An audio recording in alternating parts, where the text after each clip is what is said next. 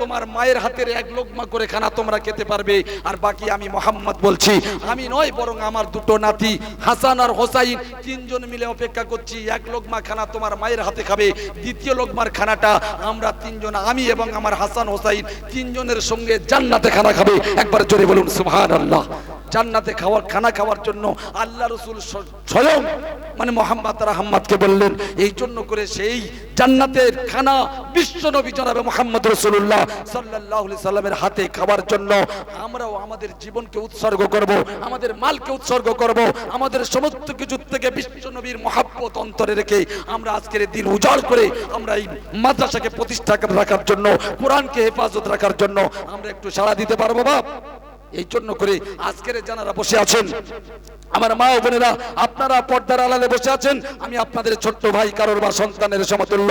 কেউ ওঠাউঠি করার চেষ্টা করবেন না। যে উঠবেন শুনে রাখবেন যে এক নম্বর তো গুনাহগার হবেন, দ্বিতীয় কথা হলো তার দেখে যে উঠবে তার গুনার বোঝা তার ঘাড়েও পড়বে।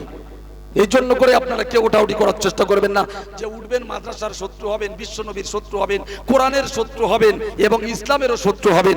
শত্রু যদি হতে চান তাহলে চলে যান, আর না হলে বলুন আজকে আমি এই মজমাতে দেখতে চাই বিশ্বনবীর জন্য জীবন উৎসর্গ করার জন্য মাদ্রাসার কাজ আগামী বছর সাথ ফেলতে হবে। কলম মনে হয় তোলা আছে নাকি? কলম তোলা আছে। এই জন্য করে বলি ভাই, 2 ফুট পাথর দেবেন এরকম আল্লাহর কোন বান্দা আছে? 2 ফুট পাথর ইনশাআল্লাহ কোরআনকে মহব্বত করার জন্য, বিশ্ব নবীর জন্য যদি আজকের এই ভারতবর্ষের বুকে, গোটা পৃথিবীর দিকে নজির নয়, ভারতবর্ষের বুক থেকে দুটো 16-17 বছরের সন্তান তাদের জীবন দিতে পারে। সাহাবায়ে ইকরামরা তাদের জীবন দিয়েছেন, বাচ্চাদেরকে এতিম করেছেন, বিবিদেরকে বেয়া করেছেন, সমস্ত কিছু উৎসর্গ করে ইসলামকে জয়ী করেছিলেন।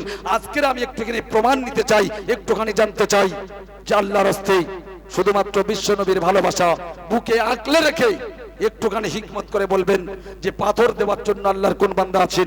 আমি আপনাদের জন্য দোয়া করব। আছেন কোন বাপ? আছেন কোন ভাই?